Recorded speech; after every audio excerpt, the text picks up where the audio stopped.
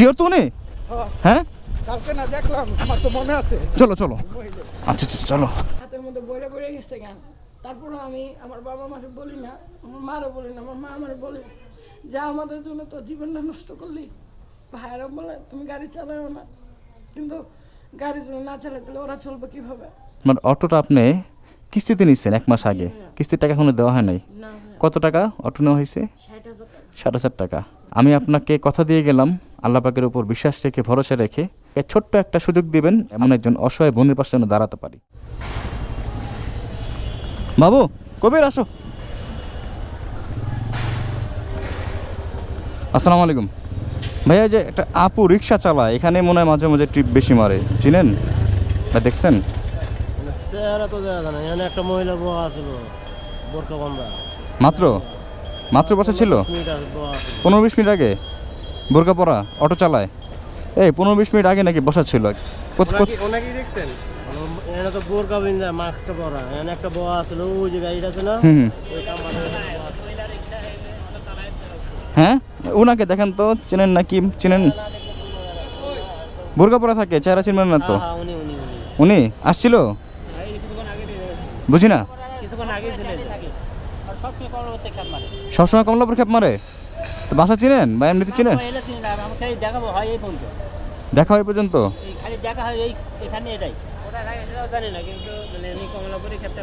কমলাপুরে খেপ tape মারে, ওনাকে তো দরকার। কত সময় আগে দেখছেন? 10 মিনিট আগে দেখছেন? এখানেই?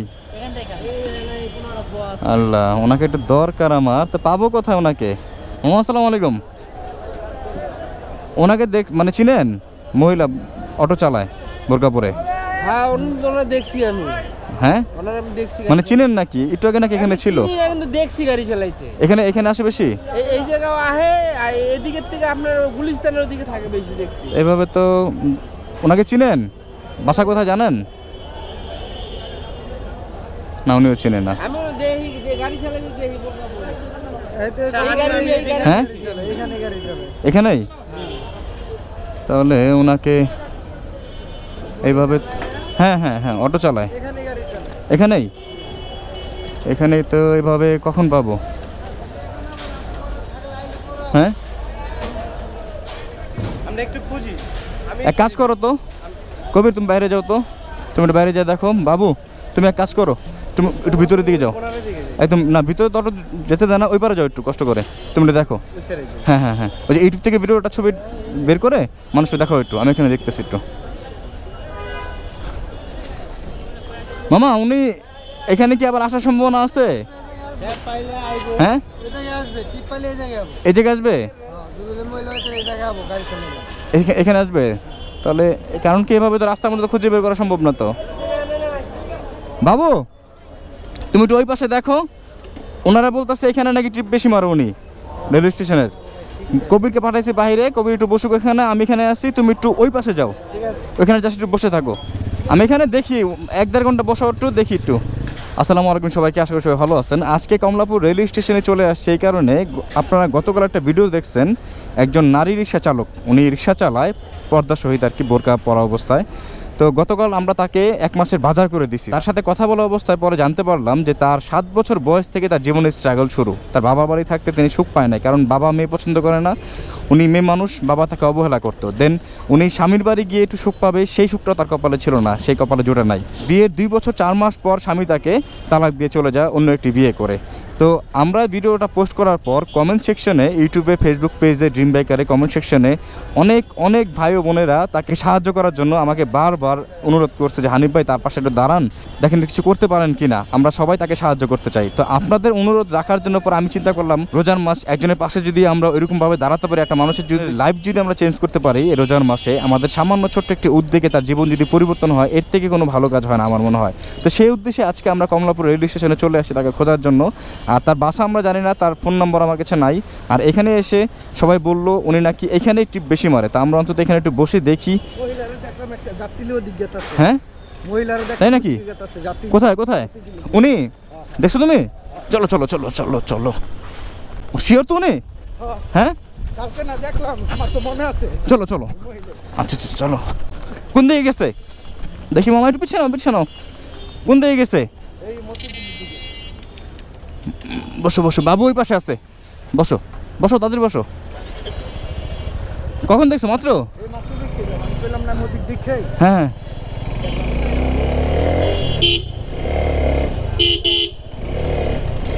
ওদিকে ওদিকে নাকি ডানা না বামে?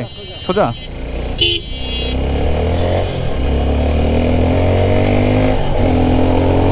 কোথায়? কবির কোথায়?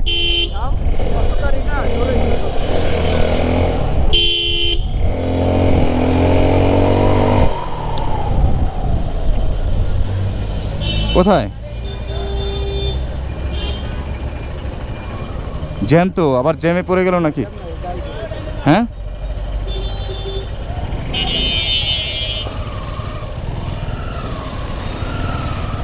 কখন দেখছো তুমি? এদিকে এদিকে শিওর তুমি? কোথায় উনি?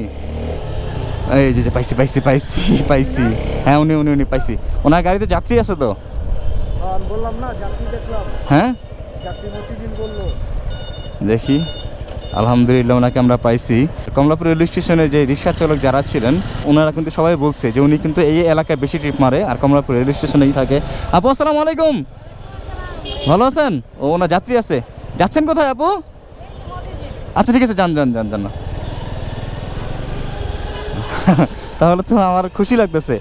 মানে ওইখানে যখন জিজ্ঞেস করছি তুমি তো কবি ছিল না, বাইরে ছিলা, প্রত্যেকটা রিক্সা চালক ভাইরা বলতেছিল যে ভাই উনি কমলাপুর রেল স্টেশনে ট্রিপ বেশি মারে, উনি এই আশেপাশে থাকে, আপনি একটু বসেন, এখানে আবার আসবে।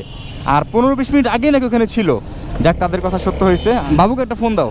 আপু আপনাকে এখানে আশেপাশে ট্রিপ বেশি মারেন নাকি? বেশিরভাগ কমলাপুরে থাকেন? হ্যাঁ বলছে বলছে। মেয়ে মানুষ দেখেন, মেয়ে মানুষের ঘরে থাকার কথা, সংসারে থাকার কথা, সংসারে ব্যস্ত থাকার কথা, স্বামীর সেবা করবে, সংসার গুছিয়ে রাখবে, এটাই মেয়ে মানুষের সৌন্দর্য। আর সেখানে একজন মেয়ে মানুষ একজন পুরুষ মানুষকে হার মানিয়ে ফেলে। আমরা তার পিছু পিছু যাব, দেখি কোথায় উনি যাত্রী নামায়, দেন ওইখান থেকে আমরা তার সাথে কথা বলা শুরু করব। আর আজকে আমাদের উদ্দেশ্য তার বাসায় যাব আমরা।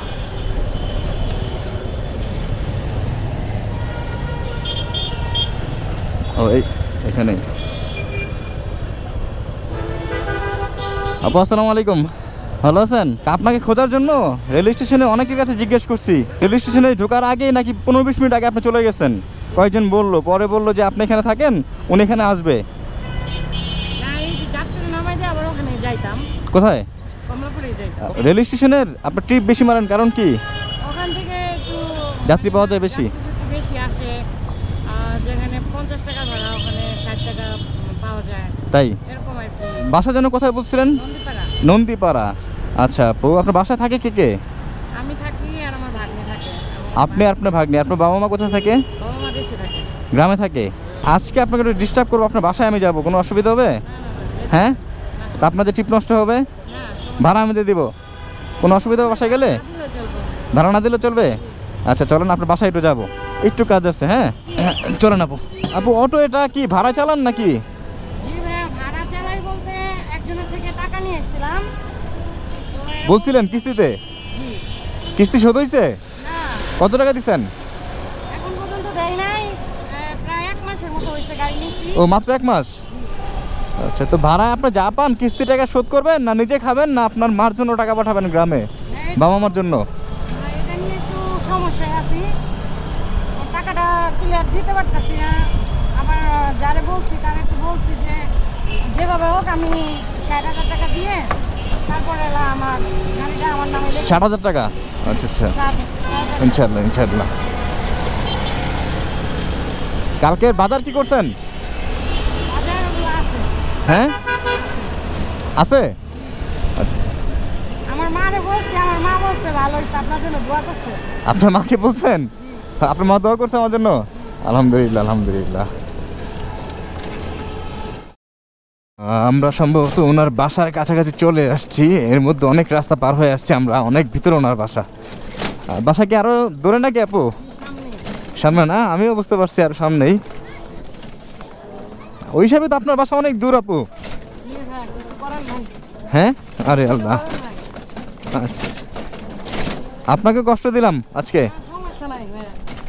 আপনার বাসায় যাচ্ছি এই কারণেই দেখতে চাই আপনি কোন রাজার হালে থাকেন। স্ট্যান্ড। ভিতরে তো অটো যাবে না, না? ও এখানে রাখতে হবে? এখান থেকে আরো বেশি ভিতরে নাকি? সামনে।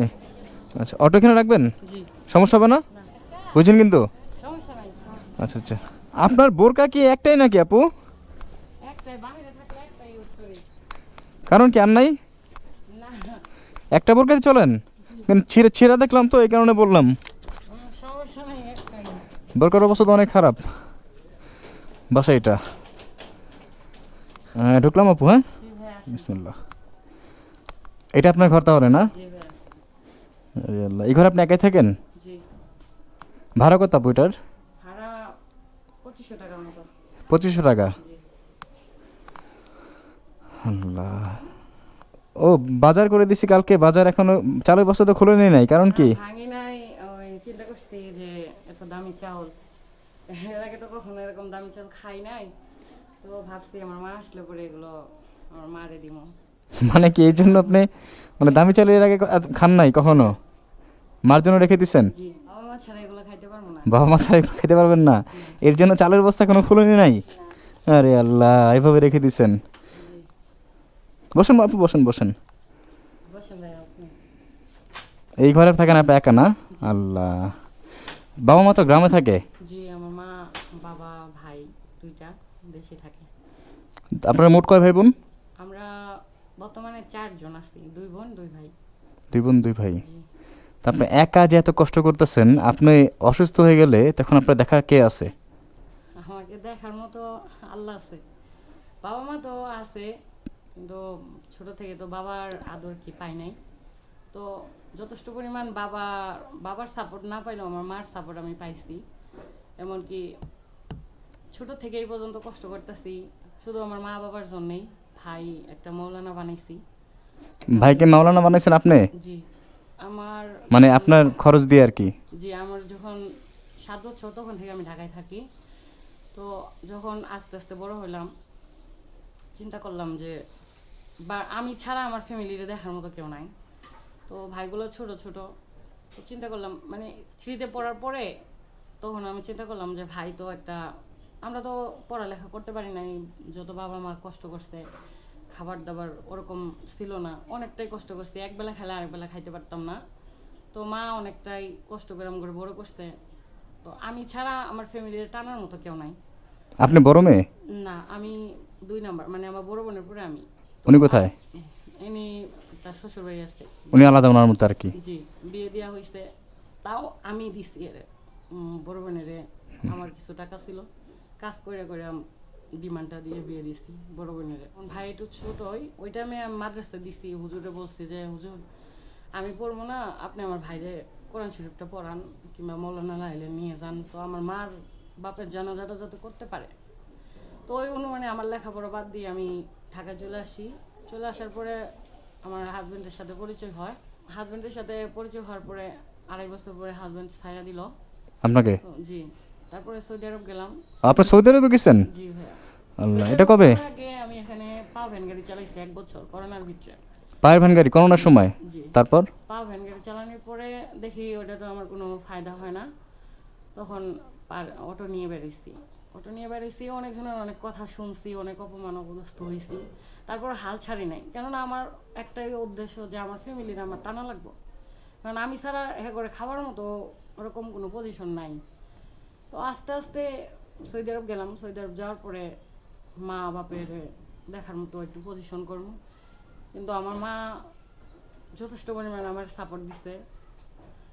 তো বাবার ভালোবাসা কি আজ পর্যন্ত বাবার থেকে একটা সুতা পাইনি আমি, আমার বাবা আমার একটা সুতাও দেয় নাই, কেননা তার ইচ্ছা যে তার ছেলেরা তারা কামাই করে খাওয়াবো, কিন্তু মেয়ে মানুষ কামাই করে খাওয়াইতে পারবো না। তো বাবা যখন বলছে যে মানে কোনো সময় বাপের মানে ঈদ আসতো, ঈদের মধ্যে যে বাবা যে একটা টাকা দিত, ওই টাকাটা আমার কাছে দেয় নাই, তার ছেলে করে দিছে, কিন্তু আমারে দেয়নি।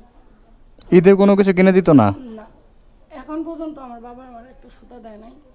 তো যখন আমার মা বলতো যে ছেলে করে টাকা দিস তো মেয়েরে দিলাম না, তখন আমার বাবা পকেট থেকে 20 টাকা বা 10 টাকা নিয়ে মাথার উপরে দিয়ে গেত, কিন্তু কথা বলতো না। পরে আর কি এরকম, তারপরে আমি আমার বাবার কাছ থেকে এরকম আশা করি না। আমার যথেষ্ট পরিমাণ ইচ্ছা যে আমার বাবারে আমি, আমার বাবা মারে আমি দেখবো, আমার ভাইরা যদি না, বাবা আপনাকে এত অবহেলা করে কারণটা কি? আমি মেয়ে, কেননা আপনার দোষ, আপনি মেয়ে মানুষ হয়ে জন্মগ্রহণ করছেন, এটাই আপনার দোষ। জি, যেখানে বাবার আদরই পাই নাই সেখানে অন্য পুরুষের ভালোবাসা কিভাবে পাবো? আরে আল্লাহ, কথাটা আমার কলিজার মধ্যে যায় লাগছে যে যেখানে বাবার আদর আমি পাই নাই সেখানে আমি অন্য পুরুষের আদর কিভাবে পাবো স্বামী হিসাবে? আপনি স্বামীর আদরও পান নাই। আল্লাহ, আপনার কপালটা এতটাই অভাগা আপনি, জন্মের পর থেকে আপনার এই কথাটা আমার একদম কলিজায় গিয়ে লাগছে। একটাবার আপনারা চিন্তা করেন যে যেখানে আমি আমার নিজের বাবার আদর পাইনি সেখানে আমি অন্যর আদর, অন্য পুরুষের আদর আমি কীভাবে পাবো স্বামী হিসাবে? আল্লাহ। তারপরে আমি সৌদি আরব গেলাম। সৌদি আরব যাওয়ার চিন্তা করছি যে হয়তো বাবা মার ঘরে শান্তি পাই নাই, হয়তো জামাইয়ের ঘরেও শান্তি পাই নাই, হয়তো সৌদি আরব গেলে একটু ভালো থাকো। কিন্তু ওখানে যাওয়ার পরেও অনেক অত্যাচার অপদস্থ হয়েছি, অনেক অপমান অপদস্থ হয়েছি, মারছে পর্যন্ত সারাদিন। ওইখানেও? জি, খাইতে পারি নাই ঠিক মতো, 2টা পর্যন্ত, রাতে 2টা পর্যন্ত কাজ করাইতো সৌদি আরবে। সারাদিন কাজ করতাম, 2 ঘন্টা কি 3 ঘন্টা ঘুমাইতাম, এর মধ্যেও অনেক কথা শোনা লাগতো। গায়ে হাত তুলতো? জি, আল্লাহ, ছেলে না কিন্তু মহিলাটা মানে বুঝতে পারছি, কিন্তু অত্যাচার করতো অনেক। অত্যাচার করতো। মহিলা আপনার গায়ে হাত তুলতো? জি, আমি যদি এখানে মারাও যাই, এই যে রিক্সা চালাই, নিজের জানের উপরে একটা রিস্ক নেই যে অনেকজনে মানে ভাবে কিংবা বলে, আমিও নিজে চিন্তা করি যে যদি রাস্তাঘাটে কোনো সময় একটা কিছু হয়ে যায় তাহলে আমার দেখার মতো কেউ নাই। মাঝে মাঝে চিন্তা করি যে আমি যদি রাস্তায় মরে যাই, আমার ভাই কিংবা আমার মা, আত্মীয় স্বজন থাকার পরেও কেউ আসে না। তো আমি যদি 3 বেলা নাও খায় থাকি, 1 বেলা নাও খায় থাকি, তারপরেও কেউ বলবো না যে তোর 1 প্লেট ভাত দিলাম। জানে না দুঃখ এই পর্যন্ত সুখ আসবো কিনা। তবে মানুষ না বলে যে তুমি এত কষ্ট করো, তোমার জীবনে হয়তো ভালো কিছু আসবো। তো আমি এটাও আশা করি না। আমার কথা হলো যে যদি আমি মারা যাই কিংবা ওই পুরে যদি আল্লাহ আমার জন্য কিছু রাখছে, আমি এই অপেক্ষায় আছি। আল্লাহ যা দিব আমি তাতে শুকরিয়া আদায় করি। হয়তো আল্লাহ আমার কষ্ট দিয়ে পরীক্ষা করতেছে আমার ধৈর্য কতখানি। এই কারণে আমি এইভাবে আছি, দেখি আল্লাহ আমার কতটা কষ্ট দিতে পারে, কিভাবে রাখতে পারে। তবু আমি আল্লাহর প্রতি বিশ্বাস হারাবো না। আমি আল্লাহর প্রতি বিশ্বাস রাখছি যথেষ্ট পরিমাণে। মানে আপনার এই দুনিয়ার এই কষ্ট আপনি সহ্য করবেন, আপনি পরকালে একটু সুখের আশায়। হ্যাঁ, আল্লাহ পাক যেন আপনার এই কষ্টের বিনিময়ে একটু সুখ দান করেন। আল্লাহ পাক আপনার যেন কবুল করে। আল্লাহ, আমি কিন্তু আপনার বয়সে ছোটো হবো আপু। আপনার ছোটো ভাই হিসেবে আপনার জন্য আমি কী করতে পারি একটু বলেন তো? না ভাই, আপনি যা করছেন অনেক কিছু করছেন। অনেক কিছু কখন কি করলাম? আপনি যেখানে আমার পরিবারে আমাদের ভালো করে দেখতে পারেন, ওখানে তো আপনি আমার জন্য অনেক কিছু করছেন। কখন কি করলাম? সামান্য একটু বাজার করে দিছি। আপনার কিছু করতে হবে না ভাই, আপনি যা করছেন অনেক কিছু করছেন। দোয়া করেন যাতে এখানে আমি কষ্ট পাইছি, হয়তো বা আল্লাহর কাছে যাই হয়তো আমি ভালো কিছু পাই, এই দোয়াটা করেন। কারণ অনেক পাপ করতেছি, আল্লাহর পথে চলতেছি না। হয়তো ফ্যামিলির জন্য একটা টান পড়ে গেছে যে ফ্যামিলি যদি না খায় থাকে, এই চিন্তা করে হয়তো আমি রাস্তায় নামছি, হয়তো আল্লাহর কাছে আমি যাইতে পারতেছি না। তবে এই দোয়াটা করেন যাতে আমার ফ্যামিলির আমি কিছু করতে পারি। আপনি নিয়মিত নামাজ পড়েন তো? জি ভাই, নামাজ পড়ি। হ্যাঁ, নিয়মিত নামাজ পড়েন না? জি ভাই। হ্যাঁ, আলহামদুলিল্লাহ। আপনি যেই কষ্ট করতেছেন, আপনি দেখেন আমাদের সমাজে মানুষ, হ্যাঁ, নারী মানুষের মধ্যে উভয় পক্ষেই অনেক খারাপ থাকে, পুরুষ নারী উভয় অনেক খারাপ আছে। নারী মানুষের মধ্যেও অনেকে আছে সুখের জন্য তারা অন্য পথ বেছে নেয়। কি বাবু, আছে না? অনেক আছে। সামান্য সুখ, নিজের সুখ নেবে বা নিজের ইচ্ছা পূরণ করবে, তাতে কিন্তু অনেক নারীরা আছে যে খারাপ পথ বেছে নেয়। হ্যাঁ, কিসের আশায়? ফ্যামিলির আশায় না, তার সুখের আশায়, সামান্য নিজের সুখ নিজের চাহিদার জন্য। আর সেই ক্ষেত্রে আপনি আপনার ফ্যামিলির টানে, আপনার বাবা মা তাদের কষ্ট দেখে, তাদের কষ্টের জন্য আপনি নিজেই কষ্ট করতেছেন। আপনি তো 5 ওয়াক্ত নামাজ পড়েন, আপনি যেই পরিমাণ ধৈর্যশীল, আল্লাহ পাক কিন্তু এরকম ধৈর্যশীল বান্দাকে খুব পছন্দ করেন। আপনি চাইলে খারাপ পথে যেতে পারতেন না? হ্যাঁ, এত কষ্ট করার দরকার ছিল কি? এই যে গরমটার মধ্যে রোজা রেখে আপনি যে অটো চালাচ্ছেন, আপনি পায়ের ভ্যান চালাইছেন গত 1 বছর আগে। হ্যাঁ, তো আপনি চাইলে খারাপ পথে যেতে পারতেন না? আপনি এত কষ্ট করার দরকার ছিল কোনো দরকার ছিল না। আপনি এর থেকেও বেশি দ্বিগুণ টাকা কামাতে পারতেন না? নিজে সুখে থাকতে পারতেন, ফ্যামিলিকে সুখ দিতে পারতেন। বাট ওইটাই কি প্রকৃত সুখ ছিল? জি না ভাইয়া, কিন্তু আমার একটা চিন্তা ছিল যে আমি যদি খারাপ পথে যাই তো আমার ভাই তো একটা হুজুর, কিংবা আমার মা আমার টাকা খাবে। তার মধ্যে দেখেন, হ্যাঁ, হারাম টাকা খাবে। আপনার এই কষ্টের উপার্জিত টাকা দিয়ে আপনার এক ভাই আলেম হয়েছে, আপনার এই কষ্টের টাকা দিয়ে মানে আপনার এই টাকার মধ্যে কতটা সম্মান, আপনার এই কর্মের মধ্যে, আপনার এই উপার্জনের মধ্যে কতটা সম্মান, আপনার এই রিজিকটা আপনার কিছু কষ্ট হতে পারে বাট এটা সম্মানিত রিজিক, এটা আল্লাহর পক্ষ থেকে। আপনি ভাই বাজার দিছেন, আমি আমার মারে বলছি যে ভাইয়া বাজার দিছে, পরে বলছে যে তার জন্য দোয়া রইল। আমার ভাই শোনার পরে কইছে অনেক ভালো হয়েছে, ভাইয়ার জন্য দোয়া থাকলো। ইনশাল্লাহ ইনশাল্লাহ। আর সবসময় ধৈর্য, আপনি খুবই ধৈর্যশীল ব্যক্তি, ধৈর্য হারা হবেন না কখনোই। কান্না করবেন নামাজে বসে, জানামাজে বসে মোনাজাতে আল্লাহ পাকের নিকট চাইবেন, তার কাছে ক্ষমা চাইবেন, তার কাছে কিছু চাইবেন, তার কাছে কষ্টের কথা শেয়ার করবেন। আপনার এই দুনিয়াতে না কষ্টের কথা কেউ শুনবে না, শুনবে এক কান দিয়ে শুনবে আর এক কান দিয়ে বের করে দেবে, একটু পরে ভুলে যাবে। বাট আল্লাহ পাক কখনোই ভোলে না, তিনি গভীর মনোযোগ দিয়ে শুনে তার বান্দার কষ্টের কথা, তার বান্দার সুখের কথা। আপনি যদি পারেন তাকে বলতে, আপনি যদি তাকে বলতে চান, মোনাজাতে অবশ্যই বলতে হবে, নেক নিয়তে চাইতে হবে, নেক নিয়তে বলতে হবে। আর একটা কথা আমার খুবই খারাপ লাগছে, হ্যাঁ, আর কলিজার মধ্যে লাগছে যে নিজের যে আপন বাবা তারই আদর পায় নাই। স্বামী হিসাবে অন্য পুরুষের সুখ আমি কিভাবে চাইবো, কিভাবে পাবো, সেটা আপনি আশা করেন না। এই কথাটা খুব খারাপ লাগছে। আপনার ভাই হিসাবে আমি আপনার জন্য কিছু করতে চাই, সেটা হলো কী করলে আপনার জন্য ভালো হবে বলেন? যে আপনি দোয়া করেন, তাতেই অনেক খুশি। দোয়া করলেই ভালো হবে, হ্যাঁ, দোয়াটাই আপনি চান। আসলে আপনি দোয়াই চান, কারণ আপনি ছোটো থেকে কষ্ট করে আসছেন, আপনার লোভ বলতে কিছু নাই আপনার। আমার ওগুলোর মধ্যে কোনো লোভ নাই। হ্যাঁ, তাহলে যদি করতাম তাহলে জানি আপনি, নিজের জানি আমি আপনি এত কষ্ট করতেন না। যদি লোভ থাকতো আপনার মনে, আমার হাতের মধ্যে বইরা বইরা গেছে গান। তারপরে আমি আমার বাবা মাকে বলি না, আমার মারও বলি না, আমার মা আমার বলে যে আমাদের জন্য তো জীবনটা নষ্ট করলি। কিন্তু আমার তো দুঃখ লাগে যে আমার মারে আমি না খেয়ে রাখতে পারবো না। মাঝে মাঝে বলে আমার মা, আমার ভাইয়েরা বলে তুমি গাড়ি চালাও না, কিন্তু গাড়ি যদি না চালাতে ওরা চলবে কীভাবে? তারপর আমার মা সপ্তাহে 1,000 টাকা করে ওষুধ লাগে, ডায়াবেটিস। তো কান্না করবেন না আপু, আল্লাহ উনি অনবরত শুধু কান্না করতেছে। আল্লাহ, তো আমি চাই যে আমার ভাই সব তো কিছু না করুক। আমি এখন বাহিরে আছি, এখন যদি আমার ভাই না থাকে আমার মার পাশে, তো দেখার মতো কেউ নাই। না তো এই কারণে আমি কই যে আমার ভাই আমার মার কাছ থেকে দূরে না যাক, আমি দূরে থাকি, আমার মা যাতে দূরে না থাকে। না, আমি যখন বাড়িতে যাই ভাইয়া, হয়তো বা আইসতে গেলে 3 দিন আমার ঘরে বাজার থাকে, তারপরে দেখি ঘরে কিচ্ছু থাকে না।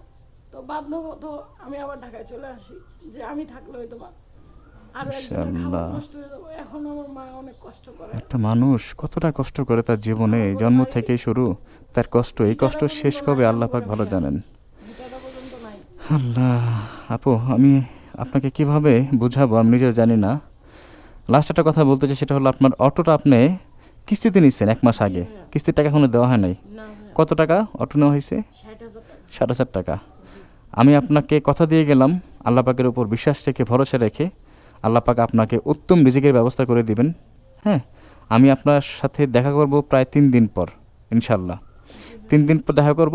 আমাকে ছোট্ট একটা সুযোগ দিবেন, আপনার পাশে এমন একজন ব্যক্তির পাশে যেন আমি দাঁড়াতে পারি, এমন একজন অসহায় বোনের পাশে যেন দাঁড়াতে পারি, জাস্ট এতটুকু সুযোগ দিবেন।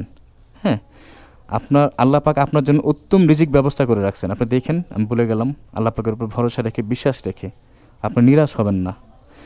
আর আমি আপনাদের উদ্দেশ্যে বলতে চাই, আমাকে যারা ভালোবাসেন, আমার ভাই ও বোনেরা দেশ ও প্রবাসে যারা থাকেন, আমাকে আপনারা অনেক ভালোবাসেন, অনেক সাপোর্ট করেন, এটার জন্য আল্লাহ পাকের নিকট আমি শুকরিয়া আদায় করি।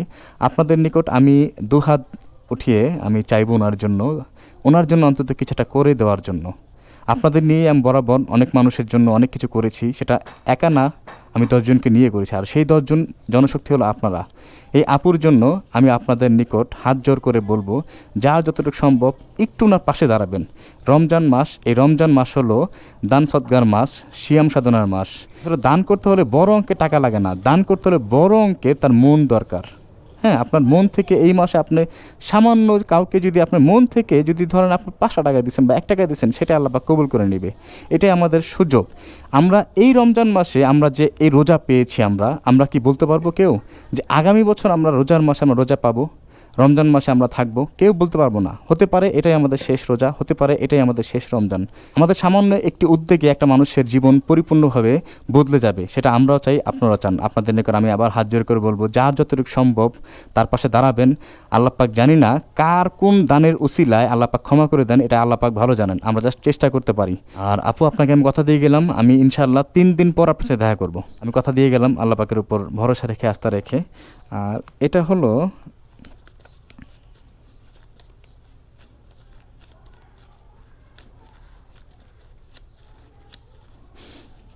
আপনার ছোট ভাইয়ের পক্ষ থেকে। না ভাইয়া, দরকার না ভাইয়া, আপনি যে আমার জন্য কিছু করছেন, দরকার নাই কেন? না ভাইয়া। ছোট ভাইকে একটু সুযোগ দেবেন না বড় আপুর জন্য কিছু করার? জি ভাইয়া, অনেক কিছু করছেন যেখানে আমার আপন মানুষেরা করে না। এখানে আপনি তো অনেক দূরে থাকেন, রক্তের না, নিজের মানুষ না, তারপরেও আমার জন্য এত কিছু করছেন, এত টাকার বাজার করে দিচ্ছেন। আপনারও ছিল, আমার মা খাইতে পারবো, আমার ভাইরা খাইতে পারবো। ওইটা আল্লাহ পাক আপনার রিজিক দিছে, আল্লাহ পাক আপনার জন্য নির্ধারণ করেছিল এটা। অনেক কিছু করছেন আর ভাইয়া। এটা আপনার ছোট ভাইয়ের পক্ষ থেকে, প্লিজ আপুটা রাখেন, আমি খুব খুশি হব, আমাকে একটু সুযোগ দিবেন। আপনি আমার বাসায় আসতেন, আমি আপনার রোজা যদি না থাকতো অবশ্যই আমি আপনার কিছু খাওয়াইতাম, তো রোজা তো কিছু খাওয়াইতে পারলাম না। আপনি বলছেন, এটা তো আমি খুশি, আপুটা রাখেন, আপনি আমার আপু, আমার বড় বোন, আপনি এটা একটু ছোট ভাইকে সুযোগ দেন, একটু সুযোগ দেন, একটু রাখেন, রাখেন আপু। আর টাকা দিয়ে আমার লজ্জা দিলেন। না, লজ্জার কিছু নাই, ভালোবাসা বা সম্পর্ক এটা লজ্জার কিছু নাই। আপনার ঘরে যে আমি আসবো, আপনার ঘরে যে আমি বসবো, কখনো আপনি ভাবছেন? আমি ভাবছি? কখনো জানতাম এটা? কখনো জানতাম না। এটা সম্ভব হয়েছে কিভাবে? আল্লাহ পাক চাইছে, তাই সম্ভব হয়েছে। আপনি যা চিন্তা করেন নাই, আমি যা চিন্তা করে নাই, আল্লাহ পাক সেটা আরও অনেক আগে থেকেই পরিকল্পনা করে রাখছে, কারণ তিনি মহাপরিকল্পনাকারী। আপনার সাথে আমার সাথে এভাবে দেখা হবে, আপনার ঘরে আমি আসবো, সেটা কখনো আমরা ভাবি নাই। ভাবছি?